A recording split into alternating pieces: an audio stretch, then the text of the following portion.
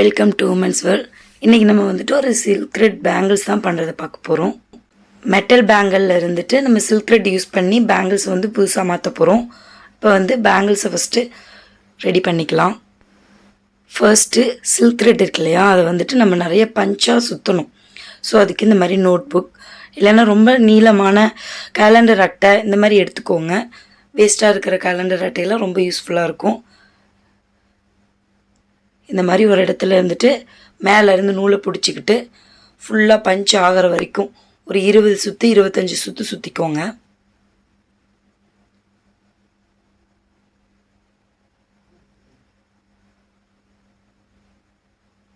இந்த note book வந்து கொஞ்சம் வெயிட்டாக இருக்கனால எனக்கு கஷ்டமாக இருக்குது. ஸோ அதனால் நீங்கள் கேலண்டர் அட்டை இருக்கு இல்லையா, ஸோ அதில் கூட சுற்றிக்கோங்க, ரொம்ப ஈஸியாக இருக்கும். ஆல்ரெடி சொன்ன மாதிரி ஒரு 20-25 சுற்று சுற்றிட்டு அதுக்கப்புறமா கட் பண்ணணும். எப்படி கட் பண்ணணும்னு காட்டுறேருங்க. இந்த மாதிரி பஞ்சாக எடுத்துகிட்டு இந்த மாதிரி கேப் எந்த இடத்துல இருக்கோ அந்த இடத்துல இப்படி கட் பண்ணிக்கலாம். த்ரெட் அழுங்காமல் எடுத்துகிட்டு ஃபர்ஸ்ட்டு நம்ம செய்ய வேண்டியது, அது சிக்கு விழுகாமல் ஃபஸ்ட்டு க்ளூ வச்சு ஃபிக்ஸ் பண்ணிக்கணும். இப்போ க்ளூ வச்சு ஃபிக்ஸ் பண்ணிக்கலாம்.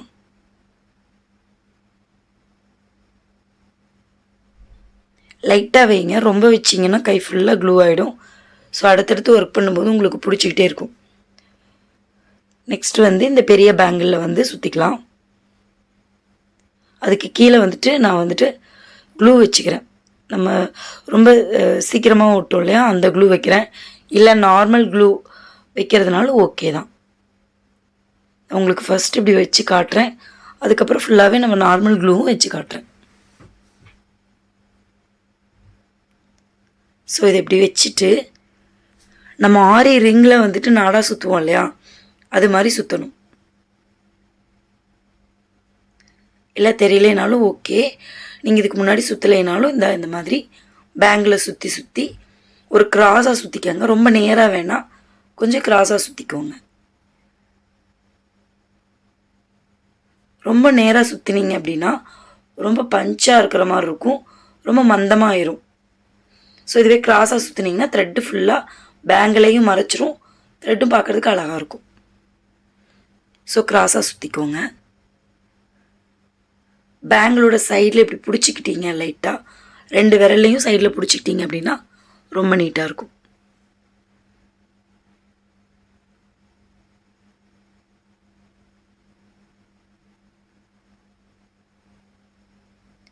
பொறுமையாக இந்த பேங்கிள் ஃபுல்லாக சுற்றி முடிக்கணும்.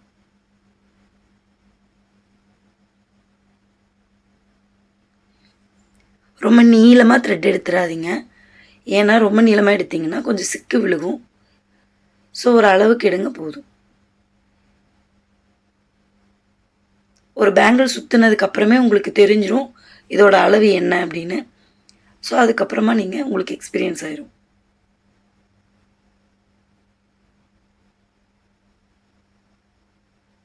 அந்த நூல் வந்து லைட்டாக அப்படி திரிஞ்சு போகாமல் கரெக்டாக அந்த பேங்கில் மறைக்கிற மாதிரி இருக்கணும். அதை கவனிச்சுக்கிட்டே சுற்றுங்க. ஒரு நூல் வந்து விலகி வந்தாலும் எல்லா நூலும் சேம் அதே மாதிரி வரும் அடுத்தடுத்து சுற்றுக்கு. ஸோ ஒரு நூல் கூட விலகாமல் பார்த்துக்கோங்க.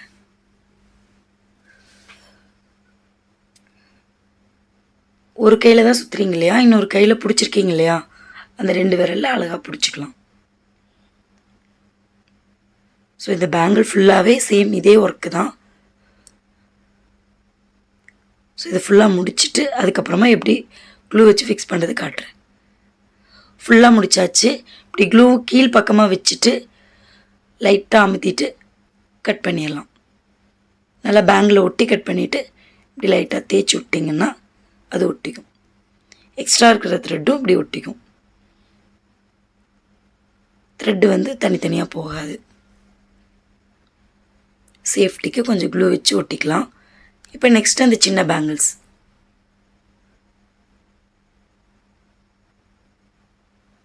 சின்ன பேங்கிள்ஸையும் சுற்றி முடிச்சுட்டு காட்டுறேன். சின்ன பேங்கிள்ஸையும் சுற்றி முடிச்சாச்சு ஆல்ரெடி. இப்போ வந்து இது லைட்டாக நம்ம ஒரு சேஃப்டிக்காக என்ன பண்ணுறோம், உள்பக்கமாக க்ளூ வச்சு அங்கங்கே ரொம்ப கம்மியாக ரொம்ப ட்ராப்பாக துணுண்டு ட்ராப்பாக விட்டு அப்புறம் தேய்ச்சி விட்டுக்கலாம். நீங்கள் எங்கே க்ளூ வைக்கிறீங்களோ அதுக்கு ஆப்போசிட் சைடில் உள்பக்கமாக க்ளூ வைக்கிறீங்க அப்படின்னா வெளிப்பக்கமாக பேங்கில் தொட்டுக்கோங்க.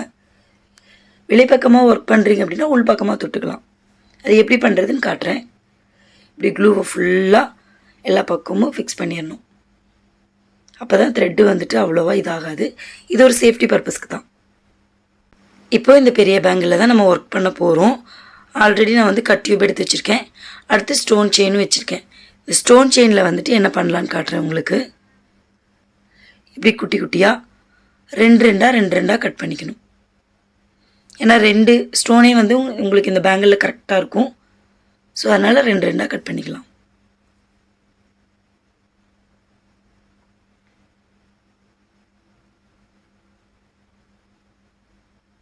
ஓரளவுக்கு கட் பண்ணுங்க போதும்.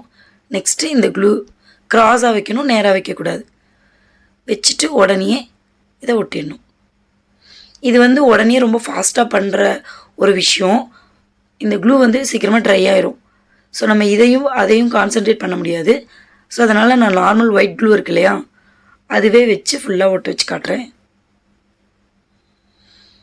இப்போ அந்த ஒயிட் க்ளூ வச்சுட்டு நல்லா ஃபுல்லாக அங்கங்கே ஒரு 1/2 இன்ச்சுக்கும் கொஞ்சம் ஒரு பாயிண்ட் மேலே அதிகமாக நல்லா க்ளூ வச்சிடணும். பேங்கிள் ஃபுல்லாக மேலே மட்டும் நல்லா இருக்கிற மாதிரி வச்சுட்டு இந்த மாதிரி அமுத்தி எடுத்துக்கலாம். அவ்வளோதான். சைடில் இருக்கிறது அப்படியே அலங்காமல் எடுத்து விட்டுறணும். இதுக்கு உங்கள் கை வந்து க்ளூ இல்லாமல் கொஞ்சம் சுத்தமாக இருந்துச்சுன்னா இந்த கட் டியூப் வந்து சரி பண்ணும்போது உங்களுக்கு வந்து ஒட்டாது. நம்ம வந்து க்ளூலேயே வேலை செய்கிறதுனால கையெல்லாம் பிசு பிசுன்னு இருக்கும்.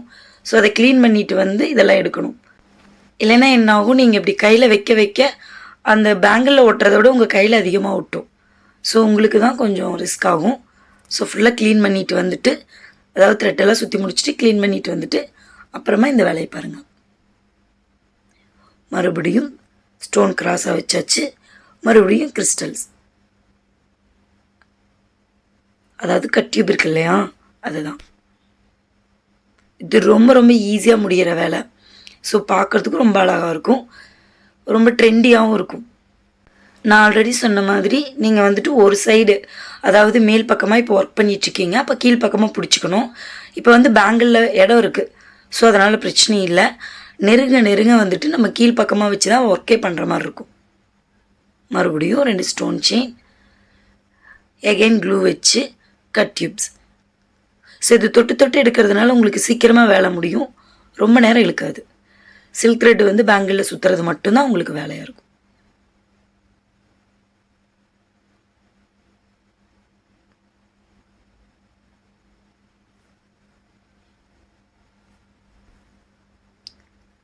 கரெக்டாக அந்த சைடில் வந்துட்டு ரொம்ப கட் டியூப்ஸ் வந்துட்டு போகாமல் அதை சரி பண்ணிக்கிட்டே வரணும். Same stone chain, again cut tubes. So இதே தான் நம்ம ரிப்பீட்டடாக பண்ண போகிறோம். இந்த இடத்துல சின்ன கேப் இருக்குது, ஸோ அதுக்கு மட்டும் ஒரு 2 கட் டியூப் போட்டு வச்சுக்கிறேன். ஏன்னா கேப் இருந்தால் கண்டிப்பாக ஓரளவுக்கு பார்க்குறதுக்கு நல்லா இருக்காது. ரொம்ப கேப் இல்லாமல் பார்த்துக்கணும். ஏன்னா வந்து சில்க் த்ரெட் வந்து ப்ளவுஸோட கலர், அந்த கட் டியூப்ஸ் வந்துட்டு சாரியோட கலர். ஸோ பார்க்குறதுக்கு ரொம்ப அழகாக இருக்கும், மிக்சடாக இருக்கும். ஸோ நேரம் ஆக உங்களுக்கு வந்துட்டு கட் டியூப்ஸ் இருக்கிற இடம் வந்து அதிகமாக இருக்கும். ஸோ உங்களுக்கு க்ளூ வச்சு இப்போ தான் ஸ்டிக் பண்ணியிருக்கிறதுனால தொடவும் முடியாது. ஸோ உள் பக்கமாக தான் இப்போ நான் கை வச்சுருக்கேன் பாருங்கள்.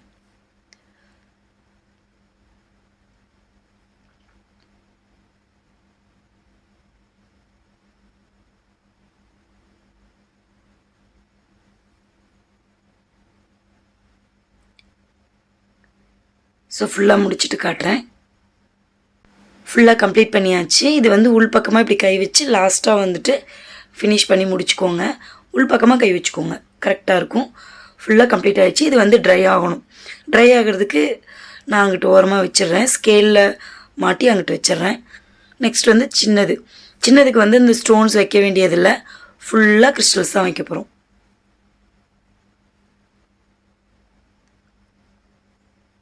நம்ம ஃபுல்லாக பேங்கிள் ஃபுல்லாக சுற்றிட்டு ஒரே முட்டை வைக்க முடியாது, அட்ஜஸ்ட் பண்ணுறதுக்கு கஷ்டமாக இருக்கும்.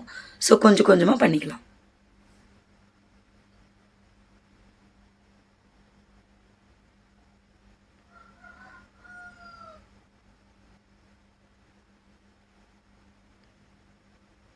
இது ரொம்ப குட்டி சைஸு அப்படின்றதுனால உங்களுக்கு வந்து கரெக்டாக அதை வைக்கிறதுக்கு ரொம்ப சிரமமாக இருக்கும்.